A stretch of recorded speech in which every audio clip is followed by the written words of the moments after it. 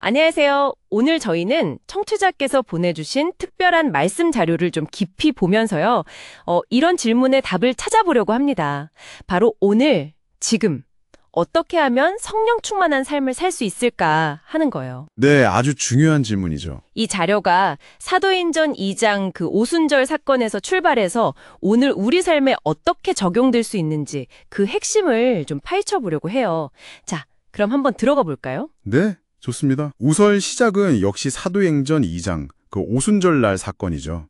제자들이 모여 있었는데 갑자기 급하고 강한 바람 같은 소리가 나고. 네, 그리고 불의 같이 갈라지는 것들이 각 사람 위에 임했다고 되어 있죠. 맞아요. 그래서 결과적으로 모두 성령의 충만함을 받고 성령이 말하게 하심을 따라서 다른 언어들로 말하기 시작했다. 굉장히 극적인 장면인데요. 그렇죠. 그런데 보내주신 말씀 자료는 이걸 그냥 과거의 어떤 극적인 사건으로만 보진 않는 것 같아요. 그래요. 네. 더 중요한 건 그래서 성령 충만이 오늘 우리에게는 어떤 의미냐는 거죠.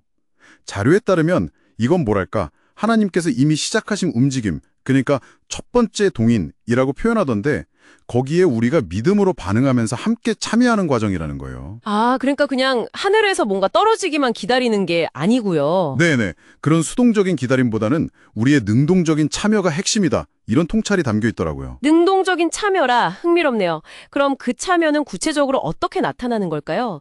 그 말씀 자료에서 뭔가 순환 구조 같은 걸 이야기하던데요. 성령 충만이 말하는 것과 연결된다 이런 부분이 있었던 것 같아요.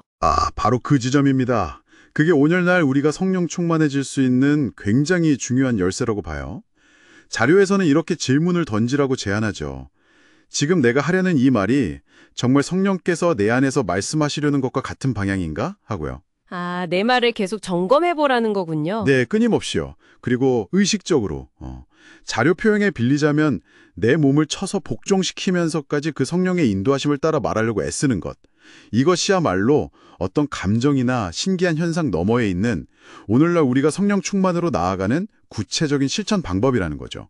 와, 그러니까 성령 충만을 경험하기 위해서 어떻게 보면 가장 먼저 우리의 말에 집중하고 그 말을 성령님의 인도하심에 맞추려는 의지적인 노력이 필요하다는 말씀이시네요. 맞습니다.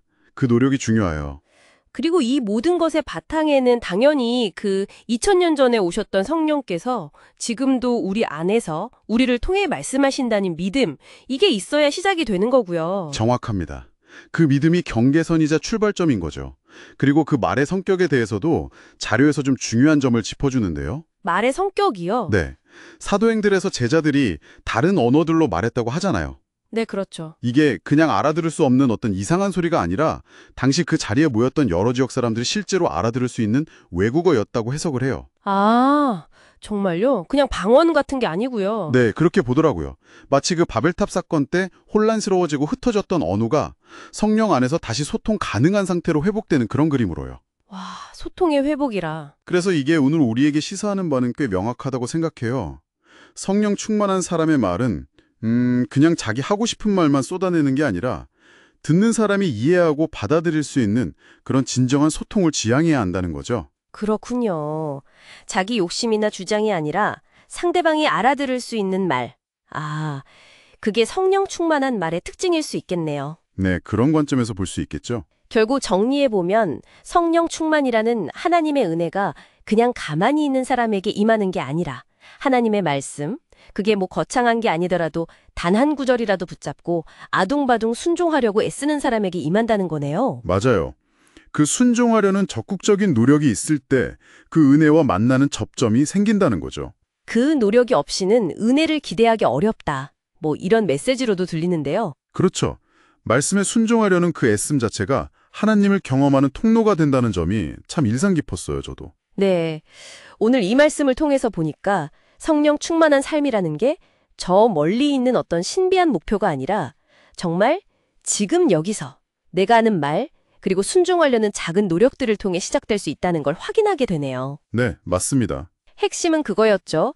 성령께서 이미 우리 안에 계시고 말씀하고 계신다는 걸 믿고, 그리고 내 말과 행동을 의식적으로 그분의 인도하심에 맞추려고 시도하는 것. 네, 그러니까 어떤 일회성 체험으로 끝나는 게 아니라 매일매일의 선택과 노력을 통해서 계속 가꾸어 나가는 살아있는 순환 과정이라고 할 수 있겠네요. 그렇다면 마지막으로 청취자분들께 이런 질문을 한번 던져보고 싶습니다. 오늘 하루를 보내시면서 당신의 일상적인 대화 속에서요. 아, 이 순간만큼은 성령의 인도하심을 좀 더 의식하면서 아주 조금이라도 다르게 말해볼 수 있겠다 하는 그런 순간은 언제일까요? 좋은 질문이네요. 어쩌면 그 작은 실천 하나가 오늘 당신을 성령 충만으로 이끄는 바로 그 첫걸음이 될지도 모릅니다.